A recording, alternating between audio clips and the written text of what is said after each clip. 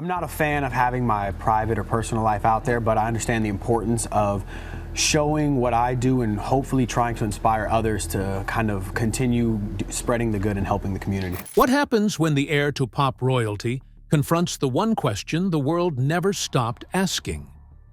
For decades, Prince Jackson stood silently in the eye of a storm, admired, speculated on, doubted. But now, a quiet shift has taken place. Not a tabloid headline or dramatic press release, something more personal, more defining.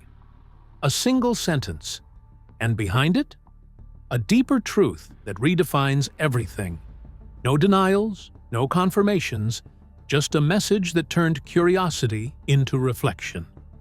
If you think you've already heard the full story, think again. One moment may change how you see the meaning of family forever. The shadow of legacy. From the moment Prince Michael Jackson Jr. was born in 1997, his life was marked not by ordinary childhood experiences, but by a level of public interest reserved for royalty.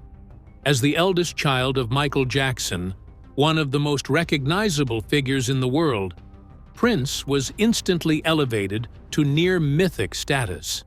But while fans viewed him as the symbolic heir to the King of Pop, Michael himself took deliberate measures to shield his son from the glare of the media spotlight. During Prince's early years, appearances in public were rare and carefully managed. Michael often disguised his children with masks, veils, or elaborate hats when in public, a tactic that became both a point of fascination and criticism. These efforts weren't merely eccentric. They reflected a calculated attempt to preserve his children's anonymity and allow them some semblance of a private life. Growing up at the infamous Neverland Ranch, Prince experienced an upbringing that was at once extravagant and isolated. The estate, filled with amusement rides and exotic animals, served as a playground, yet it also functioned as a fortress. There, behind gates and security patrols, Prince was insulated from a world obsessed with his family name. But even with this bubble of protection, he was not completely out of reach. Tabloid speculation, paparazzi interest, and public curiosity followed him from infancy. The contrast between the fantasy of Neverland and the real-world scrutiny waiting outside its gates created a unique environment where innocence was difficult to maintain and privacy constantly under threat. Along with passing years, so did growing pressure upon Prince to bear the legacy of his father. By 2009, when Michael Jackson passed away, Prince had not yet turned 12, but the passing of the symbolic torch that was the Jackson name had already begun to take place. Expectations from the public were enormous. Fans and media were tuned, watching to see whether he would carry on his father's musical genius and philanthropic beliefs, or would merely uphold the Jackson family mystique. But to Prince, this was a legacy that transcended showbiz. It had become an identity that he was expected to carry while dealing with his own angst of losing a parent and a media frenzy that erupted after Michael's death. This union of ultimate protection as well as unwanted exposure served to create a challenging dynamic for Prince's growth and development. While Michael was shielding him from the dark side of fame, he had instilled caution and privacy. At the same time, the unremitting scrutiny and expectations from outsiders accelerated his maturation process that was thrust upon a few of their age. Prince was not just a son, he was thought to be the heir apparent to the Jackson Empire. Every appearance, every quote, and every public action became part of a larger narrative that he had little control over. This pressure to live up to a name that carried both admiration and controversy would later play a crucial role in how Prince responded when long-standing questions about his identity resurfaced in a very public and deeply personal way. The world may have seen a prince, but behind the mask, doubts were already whispering. A lifetime of whispers. From almost the moment Prince Jackson entered the public eye, speculation around his biological origins began to circulate. Much of the early scrutiny centered not on his personality or behavior, but on his appearance. Observers questioned how a black artist like Michael Jackson could father children with such light skin and Eurocentric features. Though Michael had vitiligo and underwent other cosmetic changes over time, the contrast between his appearance and Prince's sparked endless tabloid stories and online debates. These questions, often based on racial assumptions and invasive commentary, created an undercurrent of doubt that would follow Prince well into adulthood. Over time, these doubts evolved into full-blown conspiracy theories, with internet forums, tabloids, and even TV talk shows dissecting family photos and comparing facial structures. Some self-proclaimed experts claimed that Prince bore no resemblance to Michael and speculated about possible sperm donors. Others cited the lack of confirmed medical or legal documentation about Prince's conception as a reason to suspect alternative paternity. Theories ranged from anonymous donors to named individuals within Michael Jackson's inner circle. Yet, throughout the 2000s, there was no official DNA evidence released publicly, which only intensified the public's appetite for answers. Intensely private about parenting, Michael Jackson added fuel to speculation with respect to the children. His failure to speak publicly about the way the children were conceived or their biological origins created a vacuum that was quickly filled with speculation. Even when Michael spoke of fatherhood, he emphasized the emotional bonds created between father and child rather than biology, once stating that the love he gave to his children was more important than genetics. This ambiguity allowed further speculation to open up, particularly after his death in 2009. Without Michael to clarify or defend his role, commentators and media outlets became ever bolder in their claims, with most referring to unnamed sources or insiders to verify the unverifiable accounts. At times, such as during the case of the Jackson brothers, there were frequent rumors that always surrounded Prince Jackson. However, he rarely addressed them publicly. At times, the same was interpreted either as quiet dignity or speculation having merit. Be it, however, the failure to provide a definitive public response had left the questions concerning his paternity hanging in the air without getting fully resolved. Instead, they remained like this in the background, surfacing every now and again with new claims, comments, or resurfaced interviews. The long timeline of whispers created a complicated backdrop against which Prince would one day be forced to confront not just the public's curiosity, but the very foundation of his own identity. The dermatologist and the donor. Among the many individuals drawn into the long-standing speculation around Prince Jackson's paternity, one name repeatedly resurfaced with notable frequency: Dr. Arnold Klein. As Michael Jackson's personal dermatologist for many years, Klein occupied a trusted position in the singer's inner circle. He was often seen in photos with both Michael and Debbie Rowe, Michael's ex-wife and the woman who gave birth to Prince. Their close professional and personal relationships, along with Klein's regular presence during significant periods of Michael's life, raised eyebrows and quietly fed rumors. But the speculation didn't fully ignite until a 2009 CNN interview in which Klein made a surprising and seemingly casual statement that would later carry substantial weight. In that interview, Dr. Klein acknowledged that he had, at some point, donated sperm to a fertility clinic. He did not specify when, where, or for whom the donation had been made. While the comment was brief and not followed up with concrete details, it immediately triggered a new wave of speculation. Was Klein more than just a medical advisor in Michael Jackson's life? Could he have played a role in Prince's conception, either by agreement or private arrangement?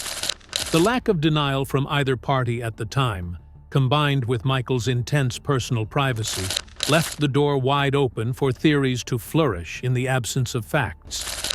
But he was attached to the mystery all those years through, and his death in 2015 didn't quiet speculation.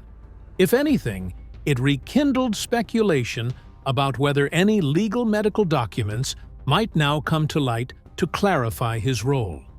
Some speculated whether Klein's death had made scrutiny, like DNA comparisons, easier to conduct without behind-the-scenes efforts.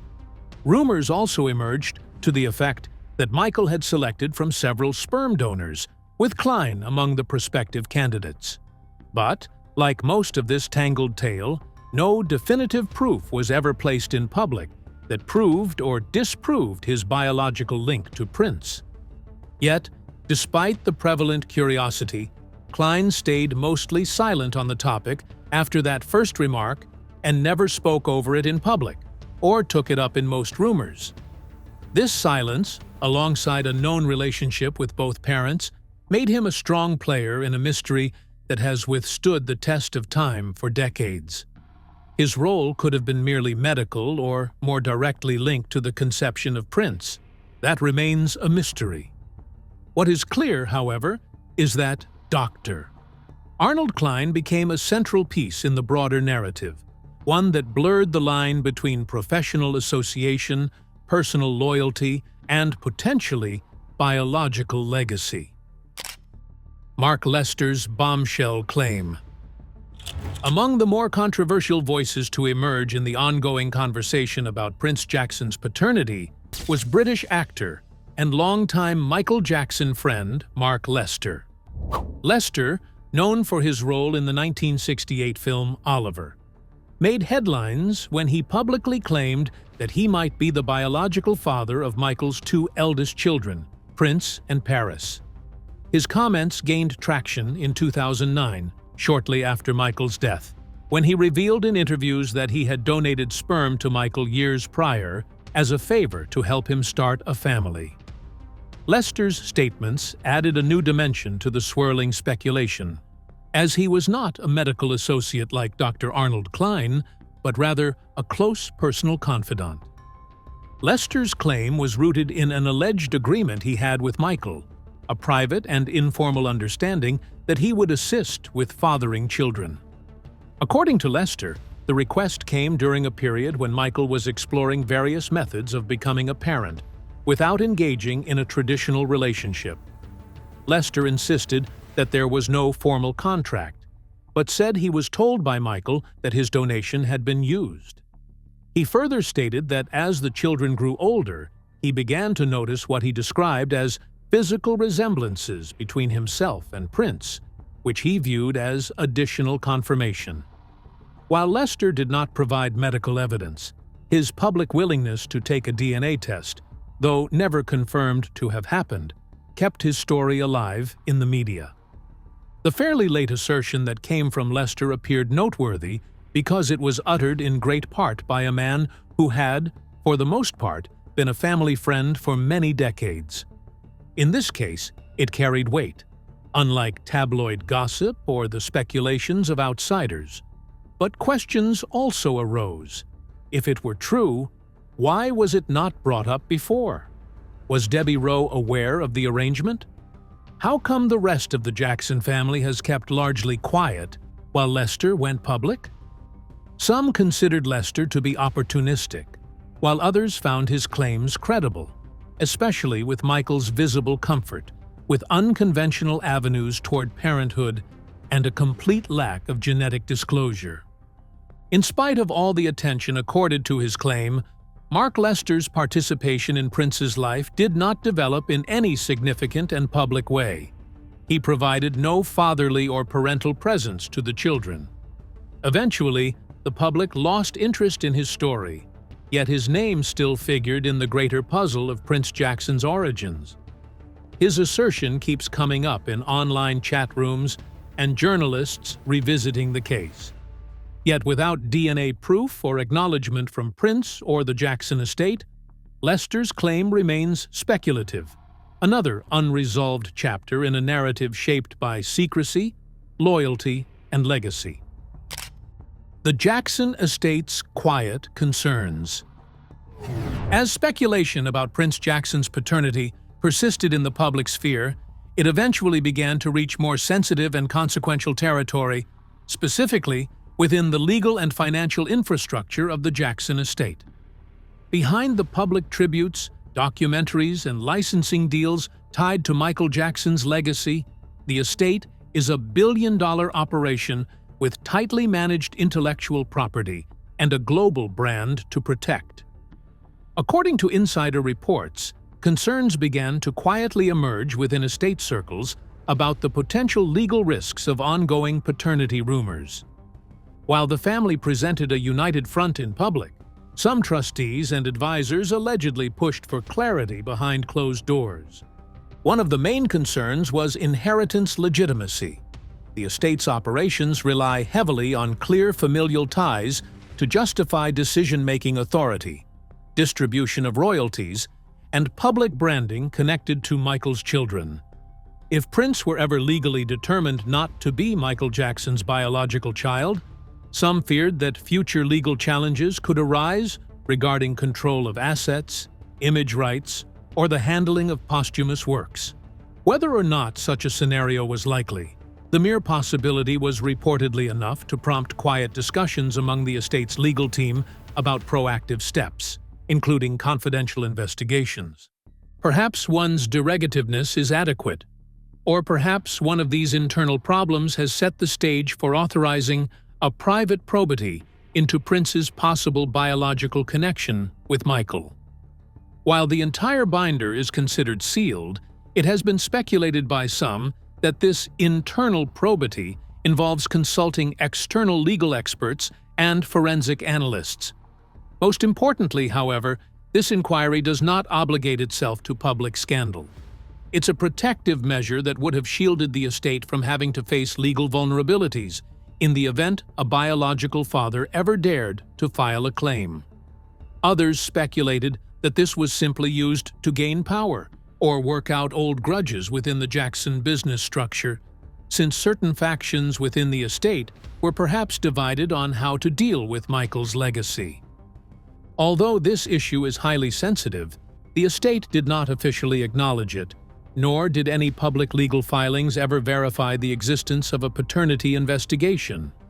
This silence, however, echoed with the old estate attitude: minimize public spectacle and deal with private matters to save public confidence.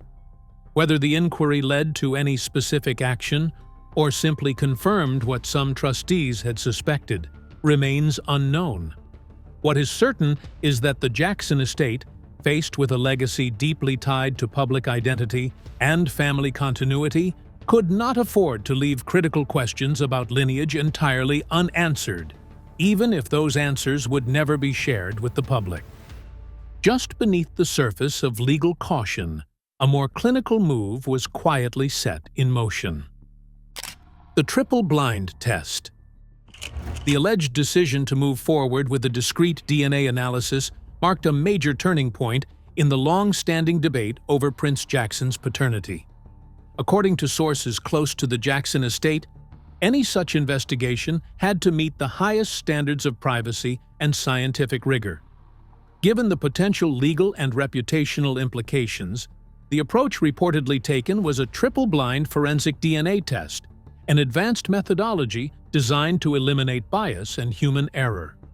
In a triple-blind setup, the individuals handling the samples, conducting the analysis, and interpreting the results each remain unaware of the sample origins. This protocol is often used in sensitive legal or medical cases where integrity of the results must be unimpeachable. The materials reportedly used in the analysis were sourced with equal care. Michael Jackson's genetic material, preserved under secure medical custody since his death in 2009, was said to be retrieved from biorepositories that hold legally protected biological evidence.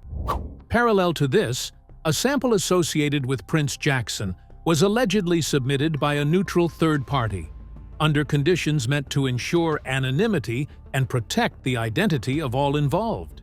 Importantly, the process was not only designed to compare Prince's DNA to Michael Jackson's, but also to cross-reference it with biological samples tied to Dr. Arnold Klein, who had long been speculated to be a possible donor.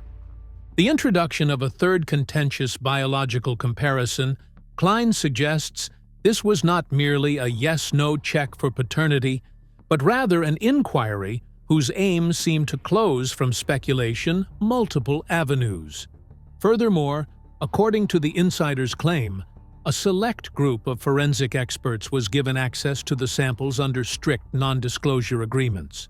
Such measures would have been to prevent infiltration of the media or interference by parties with motives to oppose its conclusions.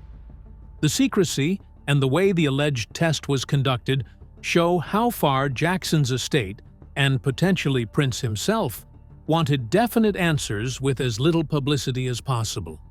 Still, whispers about the test, regardless of all the protection and silence around the process, did trickle down into industry and media circles, though without ever being officially confirmed by the estate. What stands out, though, is the sheer depth of caution reportedly involved in this alleged analysis, not just pointing to the sensitivity of the matter, but also to the stakes involved. From the standpoint of the estate, it was all about protecting Michael Jackson's brand. For Prince, it may have represented a personal crossroads, a private moment of reckoning with decades of public doubt. And while no official results were made public at the time, the manner in which this test was reportedly conducted added another layer of seriousness to an already complex and emotionally charged story. The silent results. The reported results of the confidential DNA analysis, if the whispers are to be believed, were as surprising as they were unsettling. According to individuals claiming knowledge of the matter, neither Michael Jackson nor Dr. Arnold Klein matched Prince Jackson's DNA sample. This alleged outcome, delivered through sealed channels and never officially acknowledged by the estate, struck at the core of the long-standing debate. For decades, speculation revolved around whether Michael was the biological father or whether Klein had served as the anonymous donor. A result that excluded both individuals deepened the mystery rather than resolving it, leaving even more unanswered questions in its wake. For those who followed the story closely, the possibility that neither of the two most discussed men was biologically connected to Prince introduced an entirely new layer of uncertainty. Who, then, was the biological father? If both of the publicly speculated figures were excluded, was there a third, entirely unknown donor? Or had the rumors been built on incorrect assumptions all along? The lack of any official disclosure, combined with non-disclosure agreements reportedly signed by those involved in the testing, meant that the truth, if uncovered at all, would likely remain hidden from public view. This left the public to speculate endlessly in a vacuum of silence. What made the reported findings even more significant was the ripple effect they may have had within the Jackson family and its estate. If confirmed privately, the results would not only challenge public perceptions, but potentially raise complex legal and emotional questions within the family structure. Would inheritance be affected? Would family dynamics shift? There is no evidence of any legal fallout, which may suggest the estate chose to preserve the family unity and public image rather than act on the results, assuming the results were even actionable. Still, for Prince, such revelations, true or not, could have represented a deeply personal moment of reckoning. Ultimately, the lack of an official statement, denial, or confirmation has only fueled further intrigue. The fact that neither Jackson nor Klein allegedly matched Prince's DNA complicates an already opaque narrative and leaves little closure for the public. But for Prince, the point may no longer be about solving a mystery. If the results were known to him, they may have served not as a source of shock, but as confirmation of a truth he had quietly come to accept: that biology alone cannot define the depth of a parental bond. In that sense, the most striking part of the alleged DNA outcome isn't the revelation itself, but the dignified silence that followed. Prince's philosophy on fatherhood. In 2015, Prince Jackson made one of his few direct public statements regarding the ongoing speculation around his paternity. On Twitter, he posted a quote that resonated deeply. "The blood of the covenant is thicker than the water of the womb." This phrase, often misunderstood, emphasizes that chosen bonds can be stronger than biological ties. Coming amid renewed media interest and rumors about DNA tests, Prince's decision to share this message was widely interpreted as a personal declaration of where he stood. His loyalty and sense of identity lay with the man who raised him, not with whoever might be biologically related. Prince's choice to engage publicly was rare and calculated. For years, he had avoided discussing the topic directly, likely due to both personal discomfort and the high-profile nature of the Jackson family legacy.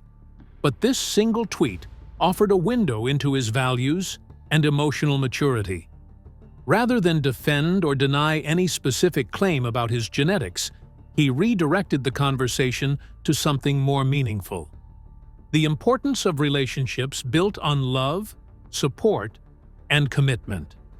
In doing so, he subtly reframed the paternity debate from a matter of bloodlines to one of experience and character. In the timeline of the tweet, everything matters. Next came a steady stream of stories, suggested DNA leaks, and renewed interest in just who Prince's biological father might be. By picking a reaction not inclined to front legal demands and rejection or perhaps sensational utterances, Prince showed detachment with a citation from the philosophical. He questioned whether or not to accept fatherhood in terms of legitimacy in court, and this became his special nature. The voice of the father is somewhere in the ambiguity of nature versus nurture. A personal aspect to this is that he regards the Carver text highly. That certainly provides him with an opportunity to take back certain aspects of the narrative without actually feeding the cycle of tabloid speculation that had pursued him for most of his life. The statement of Prince forged a little storm inside the media and caused a thunderstorm in the clouds in terms of what was not actually said. Jackson was never mentioned, and no one theory was defended. By invoking instead one principle that favors one's own chosen family over biological origin, he dramatically undercut that very same view in favor of Michael, the man who raised him, protected him, and laid out his worldview. In many ways, in fact, that one small tweet may have been construed to say more than any official press release ever could. It revealed a young man who had grown up under the weight of endless scrutiny, but chose to define himself not through others' expectations, but through his own beliefs about what truly makes someone a father. The quiet exit. Following years of public speculation and private reckoning, Prince Jackson began to noticeably distance himself from Jackson-branded events and family legacy work.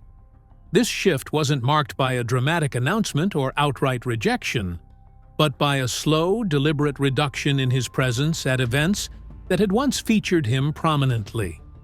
In earlier years, Prince had attended tribute concerts, family-organized galas, and even participated in media projects that honored Michael Jackson's legacy. But by the late 2010s and into the early 2020s, his appearances at such functions grew increasingly rare, prompting observers to question whether this was simply a shift in personal interest or a deeper separation from the public version of the Jackson narrative. What stood out was the subtle nature of Prince's withdrawal. Unlike some celebrity family members who publicly denounce or criticize their upbringing, Prince never disparaged Michael, the estate, or the Jackson family. Instead, he appeared to redirect his energy toward causes and pursuits that were more aligned with his individual identity. He launched King's Son Productions, a small media venture focused on social awareness content, and became involved in philanthropic efforts that had no direct connection to the Jackson brand. His social media posts also shifted focus, from legacy tributes to personal milestones, advocacy, and day-to-day reflections. It was a quiet but clear evolution away from being Michael Jackson's son in the public sense, toward simply being Prince. Importantly, the quiet exit does not seem to be a repudiation of Michael Jackson as a father figure. On the contrary, Prince has continuously shown love and respect when he talks of that person as his father. His choice to be less public in participation seems to be about being independent rather than estranged. Instead of enhancing the myth-making of the Jackson Empire, he has made room for reverence without obligation. In doing so, he has created a space for himself that acknowledges his past but isn't wholly defined by it. A careful balance of respect, self-direction, and emotional clarity. As the spotlight faded, what remained wasn't a performance, but a personal truth Prince chose to say out loud. Rewriting the definition of family. In the wake of mounting rumors and alleged DNA revelations, Prince Jackson's approach to fatherhood and identity became notably clear in a simple yet powerful statement he shared publicly. "My father is the man who raised me." While the world speculated about bloodlines and genetics, Prince reframed the conversation around values that transcended biology. This comment, made with quiet conviction, was not a denial of his biological origins, nor was it an attempt to resolve public debate.